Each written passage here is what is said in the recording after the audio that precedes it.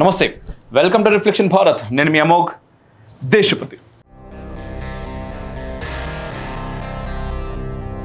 అటవీ భూముల్లో మొక్కలు నాటేందుకు వెళ్లిన ఫారెస్ట్ సిబ్బందిపై పాకిస్తానీ ముల్తానీ మూకలు దాడికి తెగబడ్డాయి. ఈ దాడిలో ఎస్ఐ సహా 8 మంది పోలీసులకు కూడా తీవ్ర గాయాలయ్యాయి. ముల్తానీల దాడిలో పోలీసు వాహనాలు ధ్వంసమైనాయి.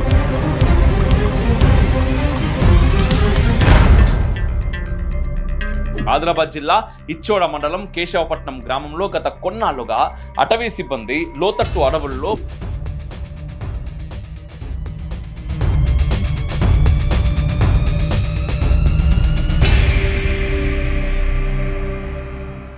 ఈ వీడియో మీకు నచ్చినట్టయితే లైక్ చేయండి, షేర్ చేయండి, కామెంట్ల రూపంలో మీ అభిప్రాయాలని తప్పకుండా తెలియజేయండి.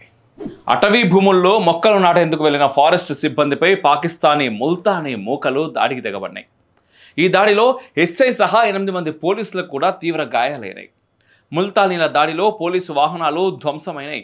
ఆదిలాబాద్ జిల్లా ఇచ్చోడ మండలం కేశవపట్నం గ్రామంలో గత కొన్నాళ్లుగా అటవీ సిబ్బంది లోతట్టు అడవుల్లో మొక్కలు నాటే కార్యక్రమం చేపట్టినారు.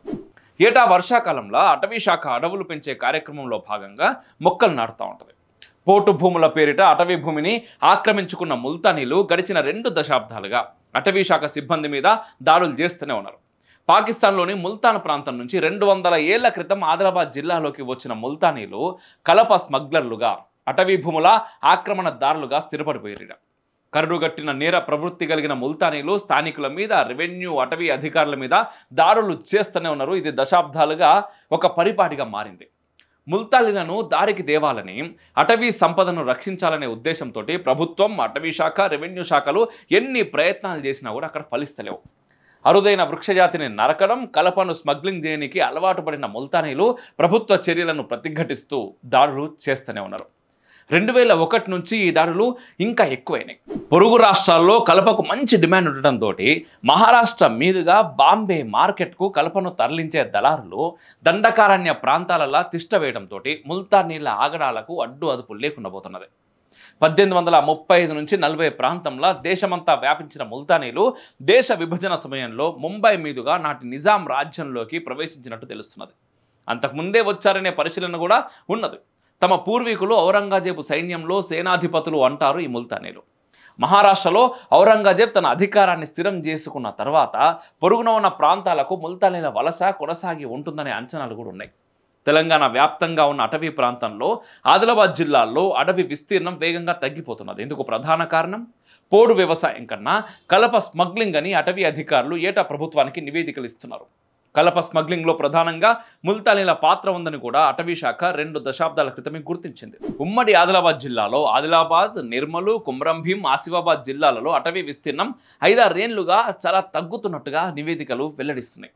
కేంద్ర అటవీ వాతావరణ మార్పుల శాఖ ఆధ్వర్యంలో ఫీల్డ్ బేస్డ్ సర్వే ఆధారంగా రిమోట్ సెన్సింగ్ శాటిలైట్ డేటాతో ఈ అడవుల విస్తీర్ణాన్ని నిర్ధారించారు.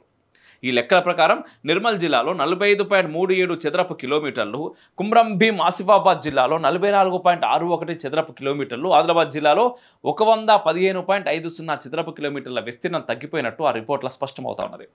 దశాబ్దాల క్రితమే ప్రభుత్వం ముల్తానీలను హార్డ్ కోర్ ఫారెస్ట్ అఫెండర్స్గా తేల్చింది. పోలీసు కేసులకు, దాడులకు ఏమాత్రం భయపడని ముల్తానీలు అటవీ శాఖ సిబ్బంది మీద దాడి చేసి లోతట్టు అటవీ ప్రాంతాలకు పారిపోవడం చాలా సాధారణంగా మారిపోయింది. ముల్తానీల నేర ప్రవృత్తిని అధ్యయనం చేసిన నిపుణులు వీరిని అదుపు చేయడం సులభం కాదని కూడా తెలిచారు. ఒక్క ఇచ్చోడ పరిధిలో ఏటా 4 కోట్ల విలువ చేసే కలపను ముల్తానీల నుంచి అటవీ సిబ్బంది స్వాధీనం చేసుకుంటూ ఉంటుంది. దీన్ని బట్టి ఏ స్థాయిలో ముల్తానీలు కలప స్మగ్లింగ్ చేస్తున్నారో మనకు అర్థం చేసుకోవచ్చు. ఇచ్చోడ మండలంలోని జోగిపేట, ఎల్లమ్మగూడ, కేశవపట్నం, గుండాల గ్రామాల పరిధిలో నివసించే ముల్తానీలు కలప స్మగ్లింగ్ను వృత్తిగా మార్చుకున్నారు. గడిచిన 40 ఏళ్లలో 100 కోట్ల విలువైన టేకు కలపను స్మగ్లింగ్ చేసిన ముల్తానీలు చివరకు టేకు కలప లేకుండా చేశారు. మహారాష్ట్రలోని నాందేడ్ జిల్లాలోని చిక్లీ గ్రామానికి చెందిన ముల్తానీలు సైతం ఇదే తరహాలో కలప స్మగ్లింగ్ చేస్తూ ఉంటారు.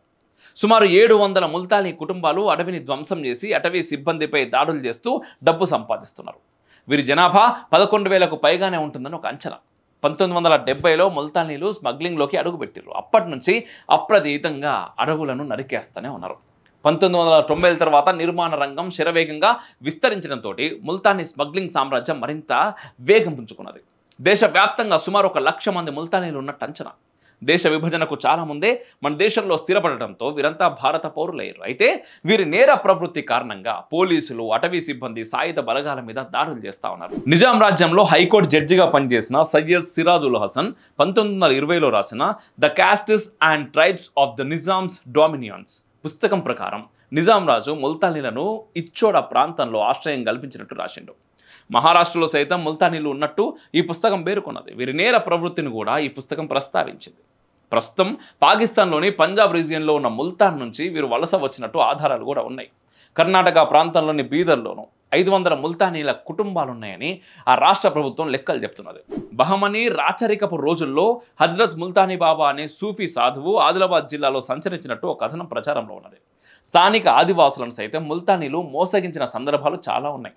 కర్ణాటకలోని బీదర్లో నివసించే ముల్తానీ వ్యాపారవేత్త జహీర్ అన్వర్ ముల్తానీ లెక్క ప్రకారం సుమారు 200 ఏళ్లకు పూర్వం ఔరంగజేబ్ సైన్యంలో ముల్తానీలు పనిచేసినట్టు అంచనా. కర్ణాటక, మహారాష్ట్ర, తెలంగాణతో పాటు గుజరాత్, మధ్యప్రదేశ్, బీహార్ రాష్ట్రాల్లో సైతం ఈ ముల్తానీలు ఉన్నట్టు తెలుస్తున్నది. వీరు ఏ ప్రాంతంలో ఉన్నా నేర ప్రవృత్తి మాత్రం సర్వసాధారణమని క్రైమ్ రికార్డులు చెప్తున్నాయి. మొఘలు పాలకుడు అక్బర్ పాలన కాలంలో సుమారు 1739 వరకు సుల్తాన్ రీజియన్ మొఘలుల ఉక్కుపాదం కింద ఉంటుండే. ఈ సమయంలోనే ముల్తానీలు భారత ఉపఖండంలోకి పారిపోయి ఉండవచ్చని చారిత్రక పరిశీలనలు ఉన్నాయి.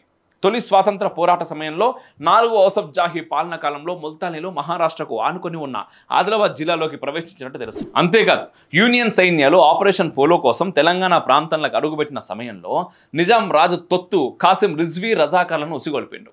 రజాకార్ సైన్యంలోనూ ముల్తానీలు ఉన్నారనే అంచనాలు ఉన్నాయి. ఇందుకు ప్రధాన కారణం కాసిం రిజ్వీ సహా ఓవైసీల స్వస్థలం మహారాష్ట్రలోని నాందేడ్ ప్రాంతంలోని ముల్తానీలను కాసిం రిజ్వీ రజాకర్ సైన్యంలో చేర్చినట్టు తెలుస్తున్నది. ముల్తానీల క్రూర స్వభావం కారణంగానే కాసిం రిజ్వీ నిర్ణయం తీసుకొని ఉండొచ్చు అంటారు చరిత్రకారులు. మొత్తంగా ముస్లిం పాలన అంతమై 100 ఏళ్లు గడుస్తున్నా వారి ఆనవాళ్లు, దాడులు ఇప్పటికీ కొనసాగుతూనే ఉన్నాయి. ఇలాంటి హింసాత్మక వర్గాలను అదుపు చేయకపోతే కేవలం అడవులే కాదు, రాబోయే రోజులలో మనుషులు కూడా మిగిలిన పరిస్థితి వస్తుంది. ఈ వీడియో మీకు నచ్చినట్లయితే లైక్ చేయండి, షేర్ చేయండి, కామెంట్ల రూపంలో అభిప్రాయం తెలియజేయండి. అభిప్రాయం కామెంట్ మట్టుకే కాకుండా మనసులో కూడా గట్టిగా తిష్ట వేసేటట్టు ఏరబ్బా. జై హింద్, మేరా భారత్ మహాన్. నేను డబ్బు కోసం వేరే పని చేస్తూ దాంట్లో నుండి వచ్చిన డబ్బు మీ నుండి వస్తున్న సహాయంతో ఈ 2 సంవత్సరాల్లో ఇంత పని చేస్తే, ఏ పని చేయకుండా ఇది మాత్రమే నా పని అనుకుంటే అవుట్పుట్ ఎలా ఉంటుందో ఒక్కసారి ఆలోచించండి. ఒక్కటి చెప్తున్నా, ఈ దేశం ధర్మం జోలికి రావాలంటే కలలో అయినా కూడా ఉచ్చపడేలా చేయబోతున్నాం. మీ సహాయం అడుగుతున్నాను. ఆర్థికంగా, వ్యూస్, షేర్స్, సబ్స్క్రైబర్ల రూపంలో కూడా. ఒకవేళ చేయకపోయినా పని మాత్రం ఆగదు, కొంచెం లేట్ అవుతుండొచ్చు అంతే. రిఫ్లెక్షన్ ఏదో యూట్యూబ్ ఛానల్ పెట్టి డబ్బులు దాచుకోవడానికి రాలేదు. మార్పు చూడటానికి వచ్చినాం. చూపించేదాకా ఎక్కడికి పోయేది లేదప్ప.